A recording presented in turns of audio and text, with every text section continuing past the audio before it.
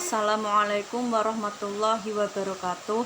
Perkenalkan, nama saya Zumala Marcelina dari kelompok 1 dengan NIM 2020310052. Di sini saya akan melanjutkan penjelasan dari rumusan masalah yang pertama dan kedua, yaitu rumusan masalah yang ketiga mengenai sejarah perkembangan ejaan. Yang pertama adalah ejaan Van Ophuijsen. Ejaan Van Ophuijsen merupakan ejaan pertama yang dimiliki oleh bahasa Indonesia. Ejaan ini ditetapkan tahun 1901.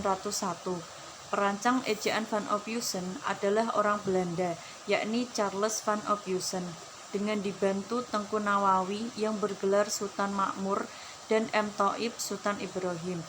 Ejaan ini menggunakan huruf Latin dan bunyinya hampir sama dengan tuturan Belanda. Lalu yang kedua adalah ejaan Republik atau ejaan Suwandi. Ejaan Republik berlaku sejak 17 Maret 1947 menggantikan ejaan pertama yang dimiliki bahasa Indonesia saat itu.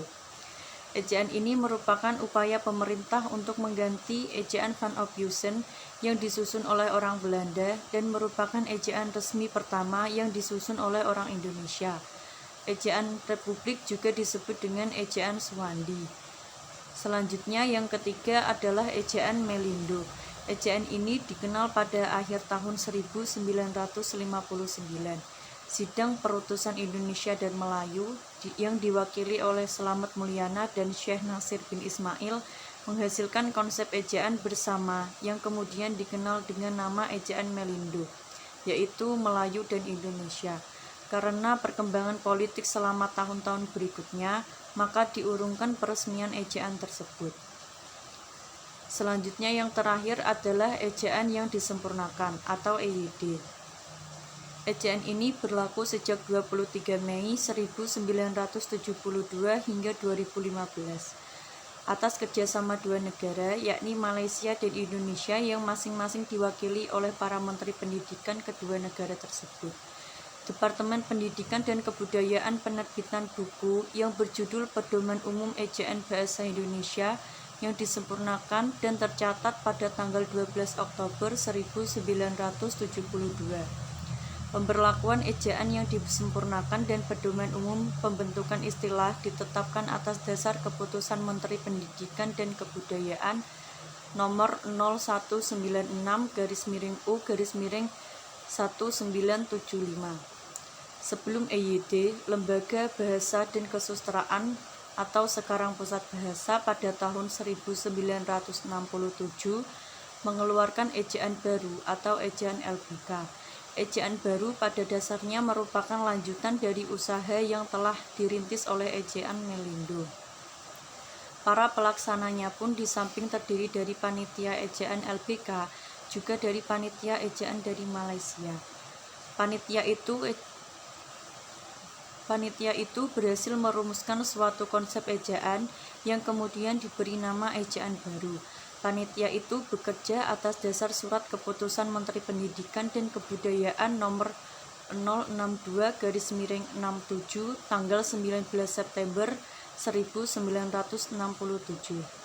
Ejaan baru di Malaysia disebut ejaan Rumi Bersama atau ERB, sementara Indonesia menggunakan ejaan yang disempurnakan atau EYD.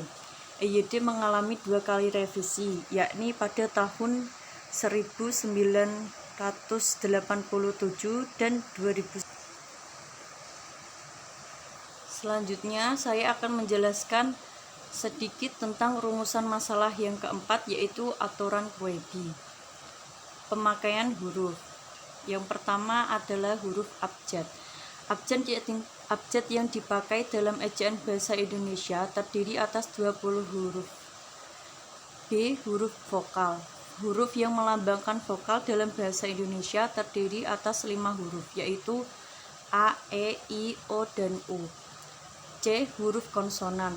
Huruf yang melambangkan konsonan dalam bahasa Indonesia terdiri atas 21 huruf, yaitu B, C, D, F, G, H, J, K, L, M, N, P, Q, R, S, T, V, W, X, Y, dan Z. D. D. Huruf diftong. Di dalam bahasa Indonesia terdapat 4 diftong yang dilambangkan dengan gabungan huruf vokal AI, AU, EI, dan OI. E. Gabungan huruf konsonan. Gabungan huruf konsonan KH, NG, NY, dan SY masing-masing melambangkan satu bunyi konsonan.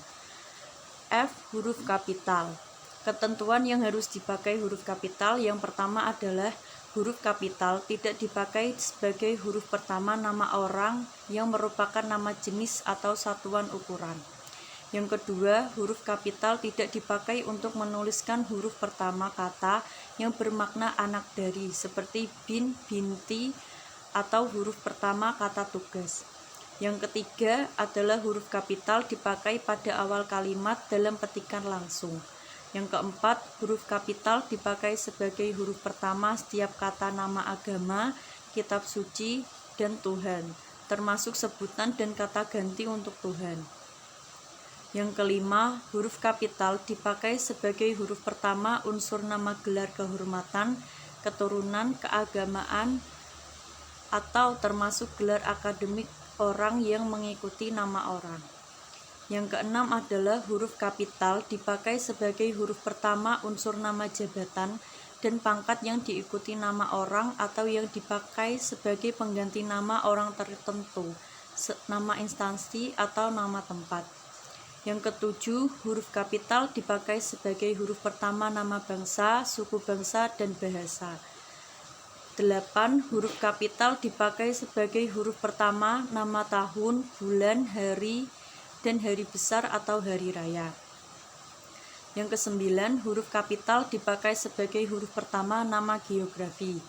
Yang ke-10, huruf kapital dipakai sebagai huruf pertama semua kata dalam negara, lembaga, badan organisasi, atau dokumen kecuali kata tugas seperti di, ke, dari, dan, yang, dan untuk.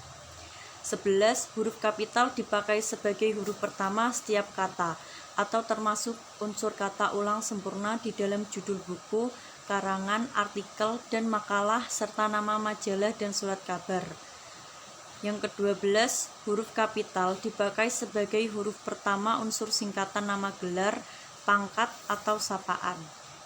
Yang terakhir adalah G, huruf miring.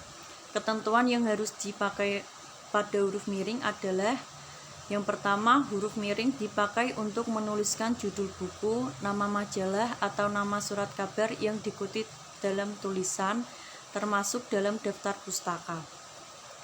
Yang kedua, huruf miring dipakai untuk menegaskan atau mengkhususkan huruf, bagian kata, atau kelompok kata dalam kalimat. 3. Huruf miring dipakai untuk menuliskan kata atau ungkapan dalam bahasa daerah atau bahasa asing. H. Huruf tebal. Yang pertama, huruf tebal dipakai untuk menegaskan bagian tulisan yang sudah ditulis miring. Dan yang kedua, huruf tebal dapat dipakai untuk menegaskan bagian-bagian karangan seperti judul bab atau subbab. Sekian penjelasan dari saya. Setelah ini akan dilanjutkan oleh Saudara Majid. Kurang lebihnya saya mohon maaf. Terima kasih.